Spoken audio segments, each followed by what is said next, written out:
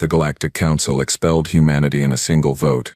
And within 2 weeks, the entire galaxy realized it wasn't the humans who needed the Federation. It was the Federation that needed humans. My name is Kelrix Vorn, and I have been an observer for the Galactic Council for 73 cycles. I have watched empires rise, fall, negotiate, backstab, and occasionally, very occasionally, do something monumentally stupid. Today was going to be special. I could feel it in my secondary spine. The council chamber buzzed with that particular energy that only comes before a truly terrible decision. You know the feeling, that moment right before someone does something irreversible and everyone in the room knows it, but nobody wants to be the one to stop it. Yeah. That energy. The motion is on the floor, announced High Chancellor Thren, his voice booming through the crystalline acoustics of the chamber, to expel the human delegation and remove Earth from the Galactic Federation, effective immediately. I leaned back in my observation pod, notepad ready. This was going to be one for the archives, the kind of historical moment that future students would read about and think, wow, our ancestors were idiots. The humans had been part of the Federation for barely 2 decades, 20 years, a cosmic blink, and in that time they had managed to annoy, frustrate, and generally perplex almost every major species in the galaxy. Not through malice, mind you, mostly through enthusiasm. Humans had this unfortunate habit of solving problems that other species had decided were, well, traditional. They looked at our carefully balanced system of bureaucratic inefficiency and said, hey, what if we just, fixed this? Imagine how well that went over. The Torvan representative raised 3 of his 4 arms.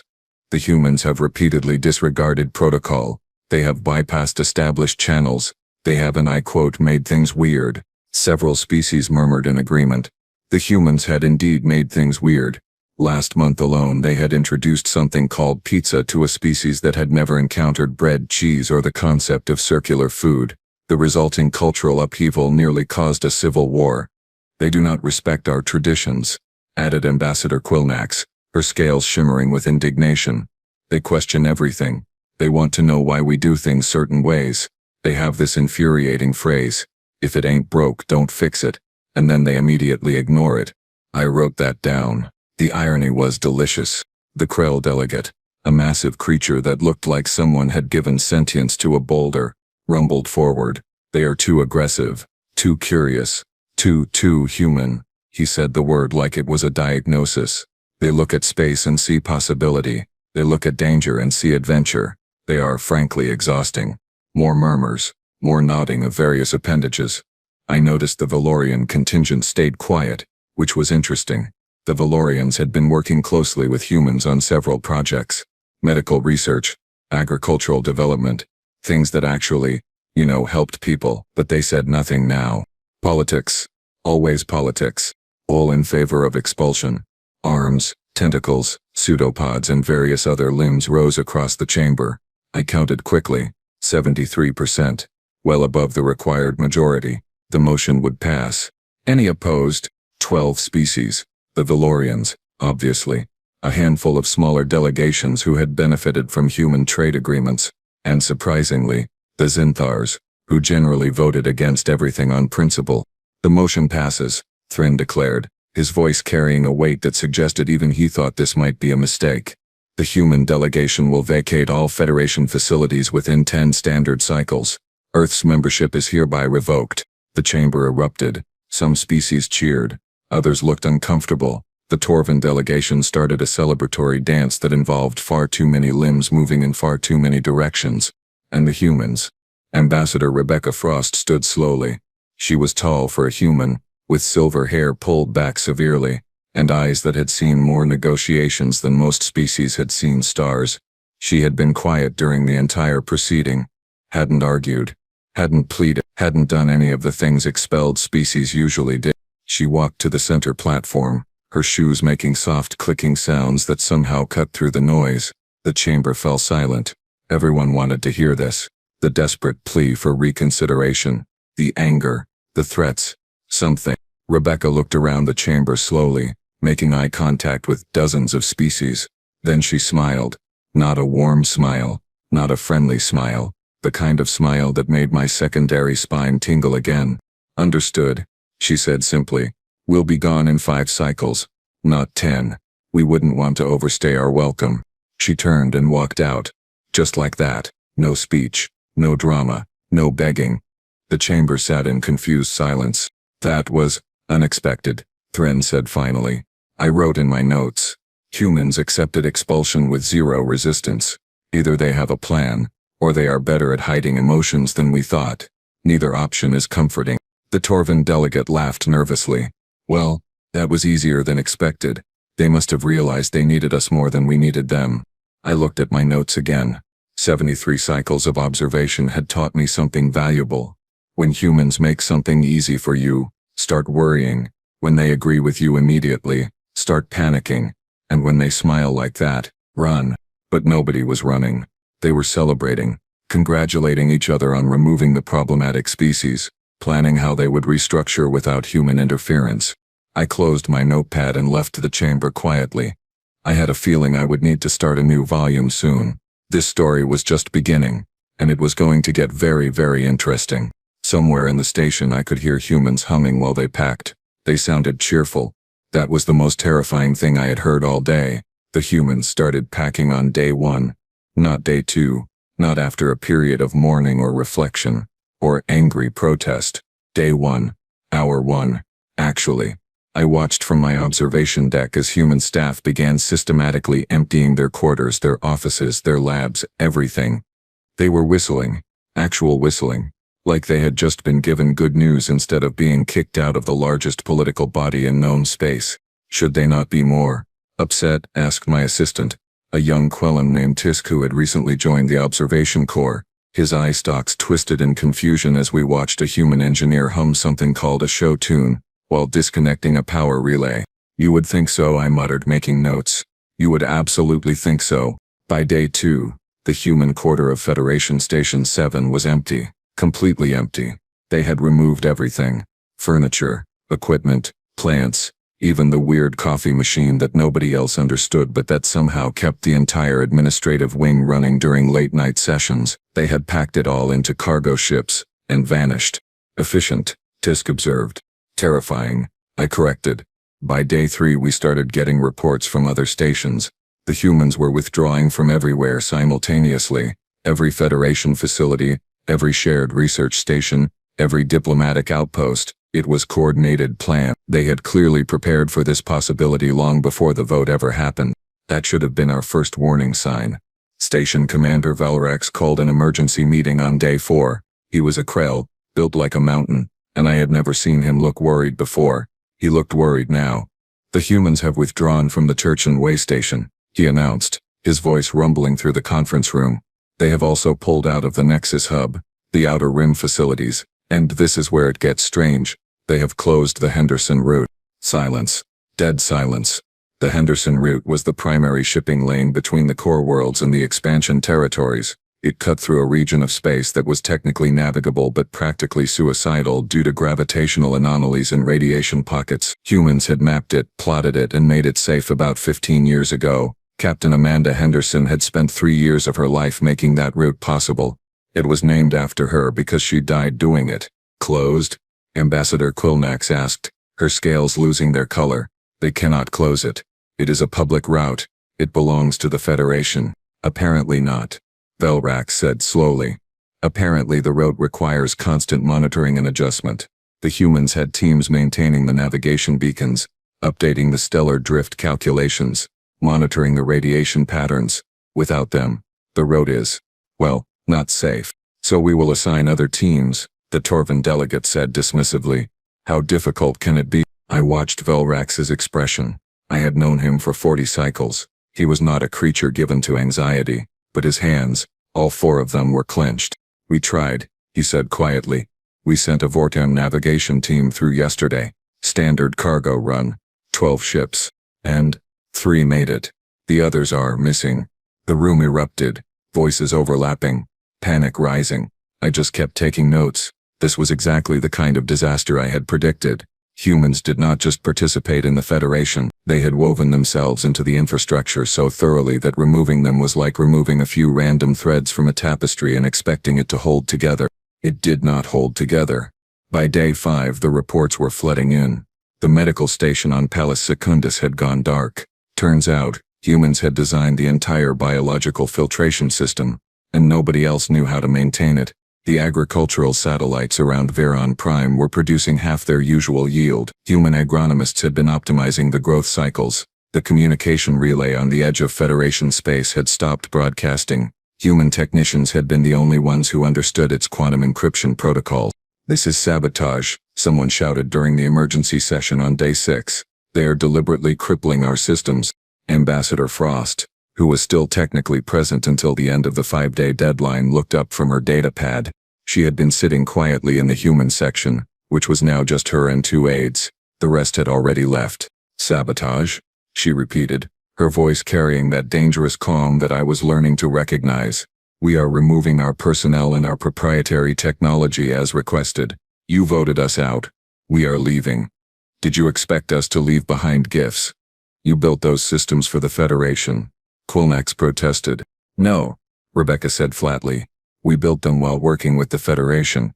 We maintained them, we updated them, we spent countless hours and resources keeping everything running smoothly, and you just voted to expel us. So we are taking our work with us, all of it." "But the galaxy needs those systems," the Torvan delegate sputtered.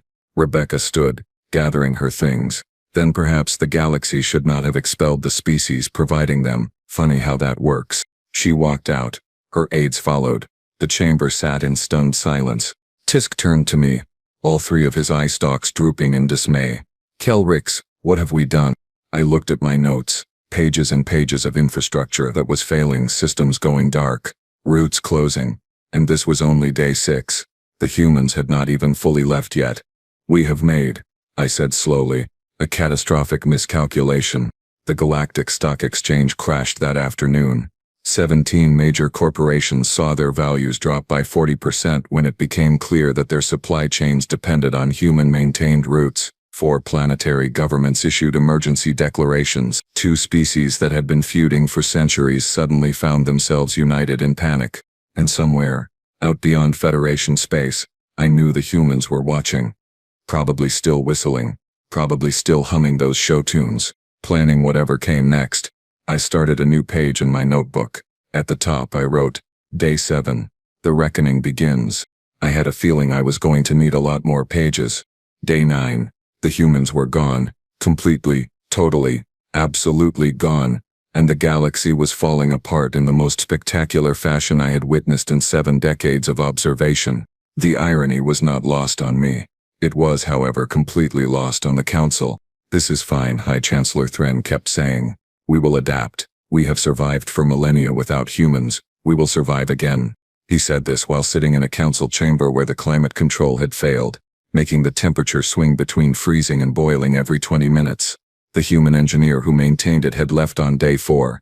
Nobody else knew where the manual override was located. We had searched extensively, unsuccessfully. Thren was currently sweating through his ceremonial robes. So was everyone else. But sure, this was fine. The Valorian medical crisis hit first. Their primary hospital on the homeworld had been using human-designed nanosurgical equipment. Cutting-edge technology. Revolutionary, really. It could perform operations that were impossible just 5 years ago. Saved thousands of lives annually. The equipment stopped working on day 7. Not because the humans sabotaged it. Oh no. Nothing that dramatic.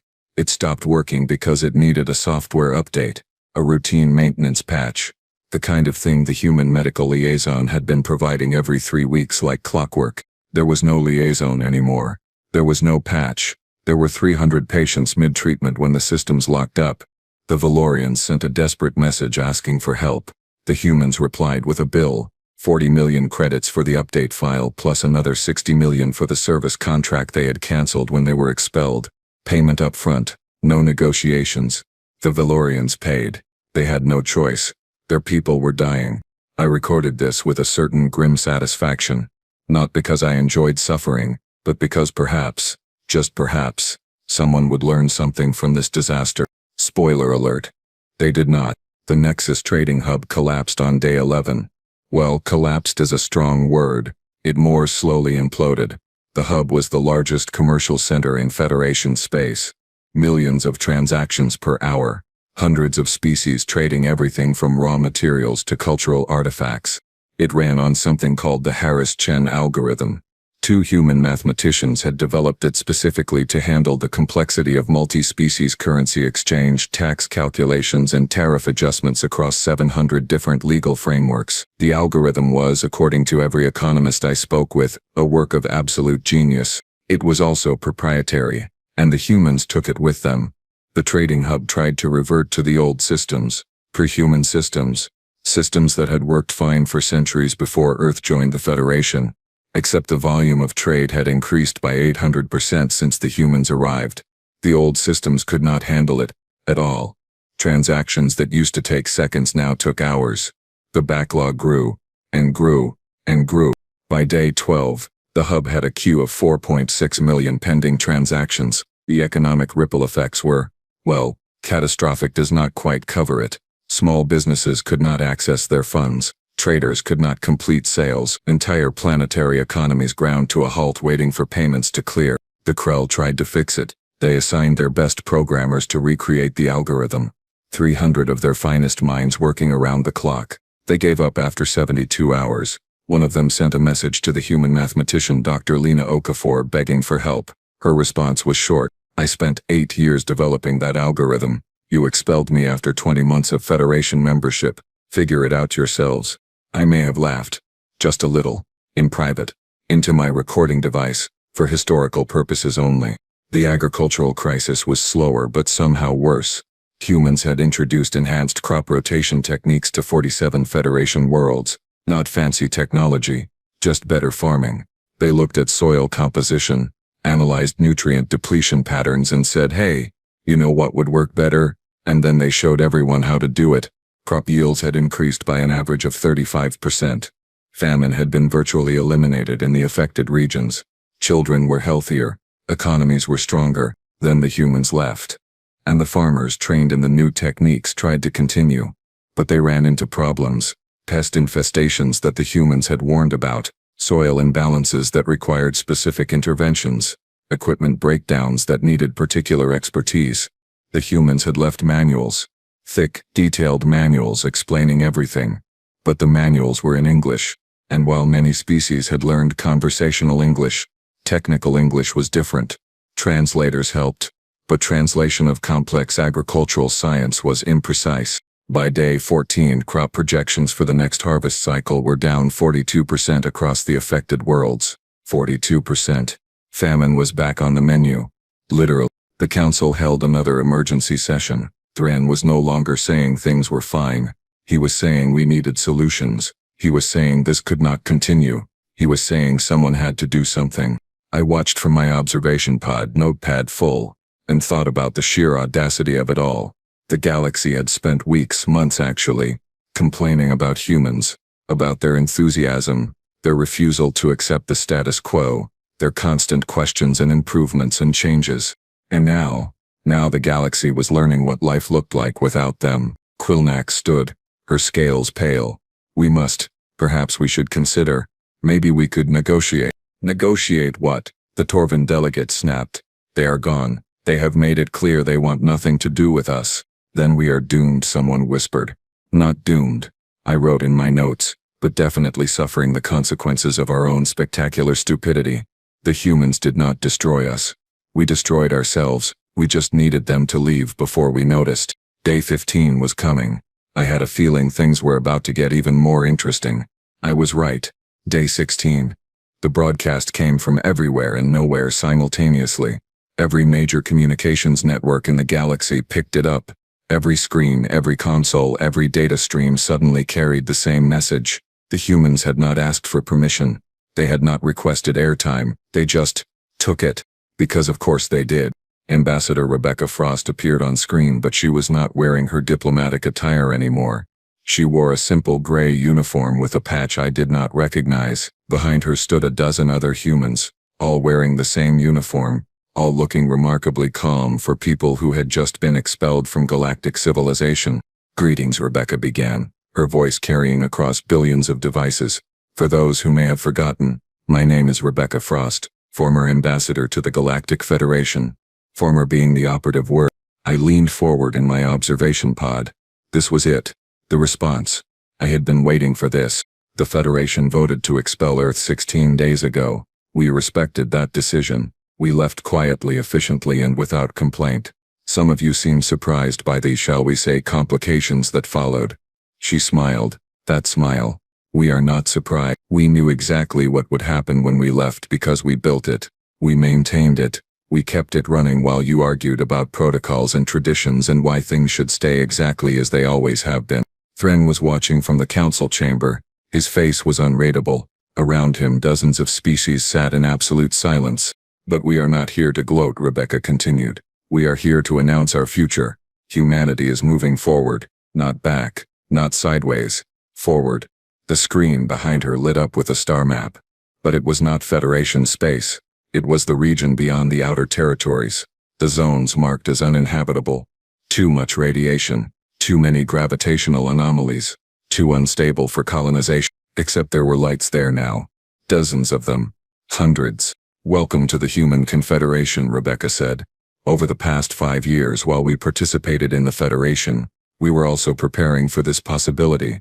We built colonies in regions you deemed too dangerous. We established infrastructure in systems you ignored. We turned Deathworlds into homeworlds, because that is what humans do. She pointed to one cluster of lights. The Kepler network. 15 colonies. Population 3.2 million and growing. Established in a binary star system that you said would fry any living creature. She shrugged. We invented better shielding.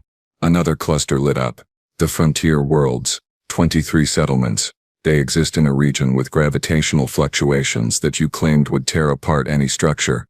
We designed flexible habitats. They sway with the gravity waves. It is actually quite beautiful. Tisk, my assistant, stared at the map with all 3 eye stalks wide. This is impossible. Those regions are not survivable. Apparently they are, I murmured, writing frantically. If you are stubborn enough. Rebecca was not finished. We are also pleased to announce that the Human Confederation is open to allies. Real allies. Not members of a bloated bureaucracy that votes based on politics rather than principles. We are looking for species who value innovation over tradition, progress over comfort, partnership over domination. The screen changed again. This time it showed trade routes. New ones. Cutting through space in directions that avoided Federation territory entirely. They connected human colonies to wait. Are those Valorian ships? Tisk asked, pointing. They were. Valorian medical transports traveling along human routes. And not just Valorians. I spotted Zinthar cargo vessels, Quilon research ships, even a few independent traders from species I barely recognized. Over the past week, Rebecca said, we have received applications from 73 species interested in joining our confederation. Not the major powers, obviously. They are too invested in the Federation's failing systems, but smaller species, independent colonies, groups who are tired of being ignored by the council while the big players argue about nothing. She leaned forward slightly. We are accepting 20 of those applications, carefully selected, species who bring skills, knowledge, and most importantly a willingness to adapt, to change, to build something better than what existed before. The council chamber erupted. Shouts, accusations, panic. The humans were not just leaving, they were building a rival power. They were poaching Federation members. They were, and this seemed to be the worst crime of all, succeeding. This is piracy, the Torvan delegate screamed. This is theft. They are stealing our members who are choosing to leave, Velrak said quietly. The Krell commander had been silent for days, but now he spoke with a heaviness that silenced the room. They are not being kidnapped. They are submitting applications. They are choosing the humans over us. On screen, Rebecca continued. The Human Confederation operates on different principles than the Federation. We do not vote on every minor decision. We do not maintain traditions simply because they are old. We do not reject progress because it makes people uncomfortable. We solve problems. We build things. We move forward. She paused and her expression softened slightly. For species currently in the Federation who are struggling with infrastructure failures, medical crises, or economic collapse, we are offering assistance. Not for free. We are not a charity, but for fair payment or in exchange for resources or through trade agreements we will help, because despite everything, we do not actually want to watch the galaxy burn. How generous, Quilnax hissed. How practical, I corrected, still writing. They are turning a diplomatic disaster into an economic opportunity. Brilliant, really. The broadcast was ending. Rebecca stood. The human confederation is here to stay. We are growing, we are building, and we are accepting applications from any species that wants to be part of something new, something better. Visit our communication hub for details. Application process is rigorous. We learned from watching the Federation. We will not make the same mistakes. The screen went dark. The council chamber sat in stunned silence. Then, quietly, almost imperceptibly, several minor delegates stood and left. They did not announce their intentions. They did not make grand speeches. They just left. I recognized them. Species from the outer regions, groups who had been asking the Federation for help with various crises for months and getting nothing but bureaucratic delays. They were going to apply. I knew it. Everyone knew it. We need to do something, Thren said finally. We cannot let this stand. We cannot let them steal our members. They are not stealing anyone, Velrax rumbled. They are offering an alternative, one that apparently works better than what we provide. So what do we do? Someone asked. The question hung in the air. Heavy, desperate. I closed my notebook. I knew what they were going to do. They were going to panic.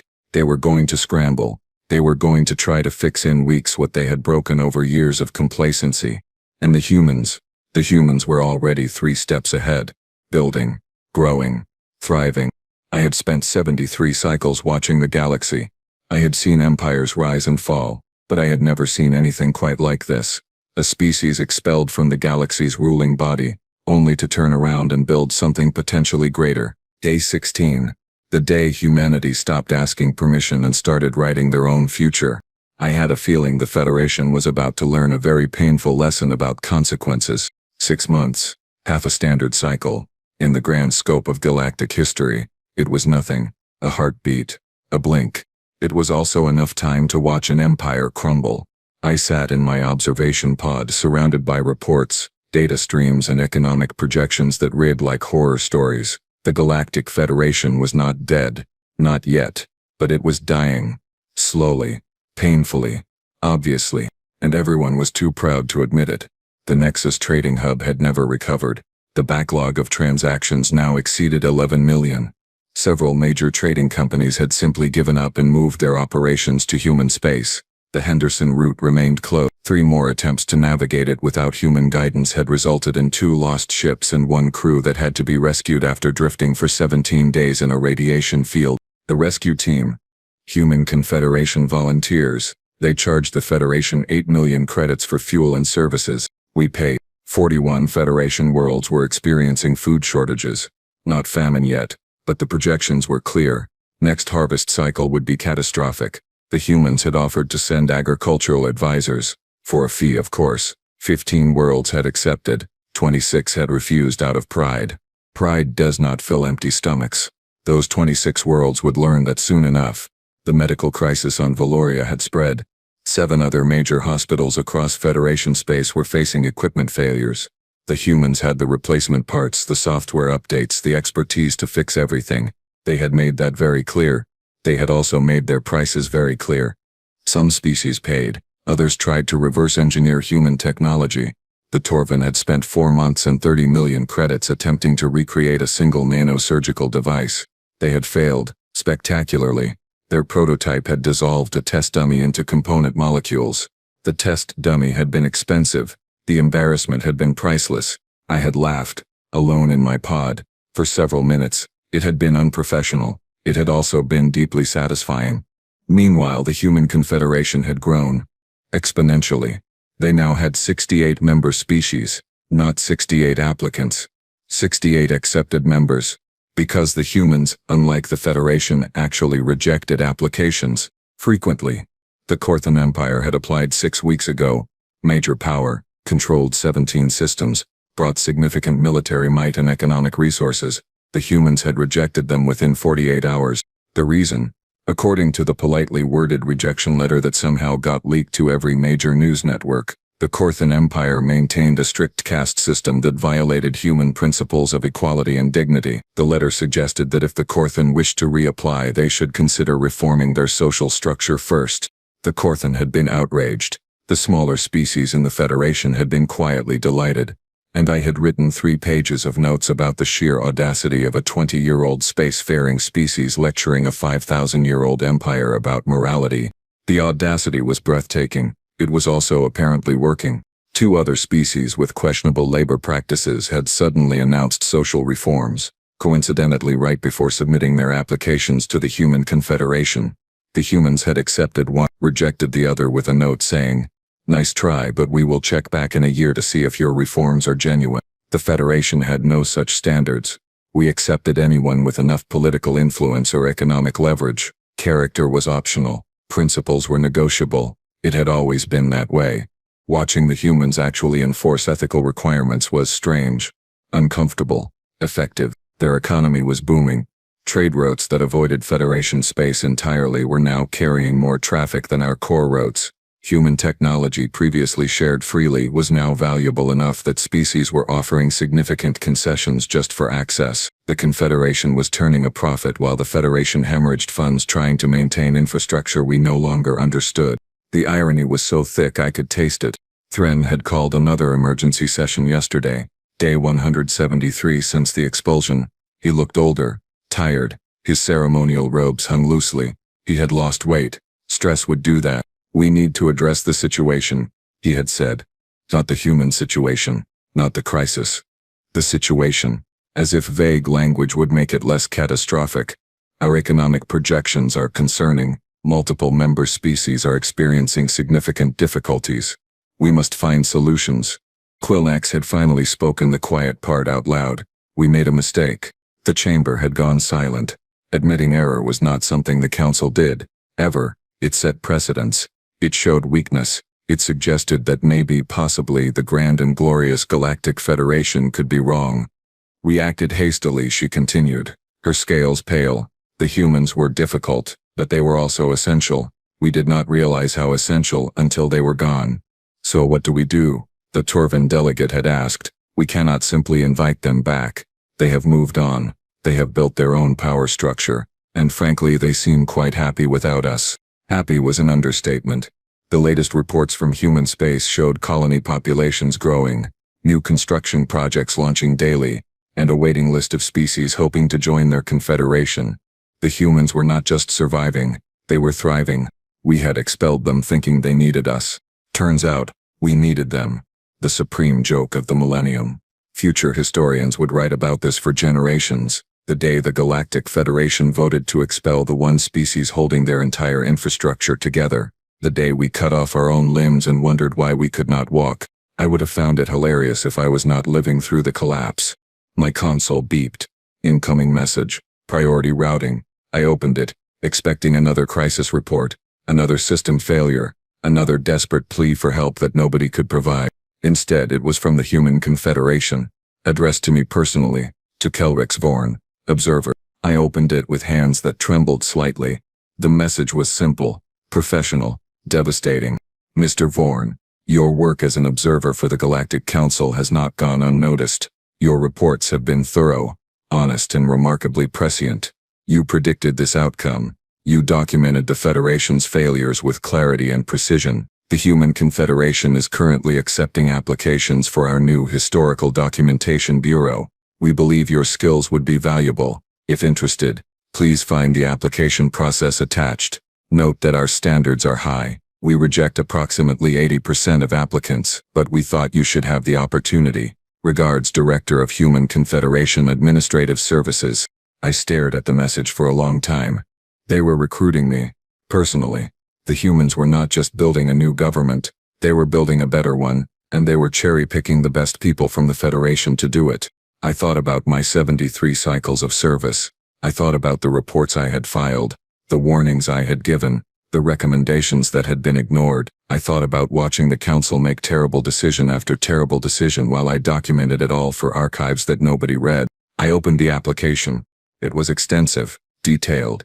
It asked questions about ethics, methodology, impartiality, and integrity. It required work samples, references, and a personal statement about why historical documentation mattered. The Federation had never asked me any of those questions. They had assigned me the position based on seniority and availability, nothing more. I began filling out the application.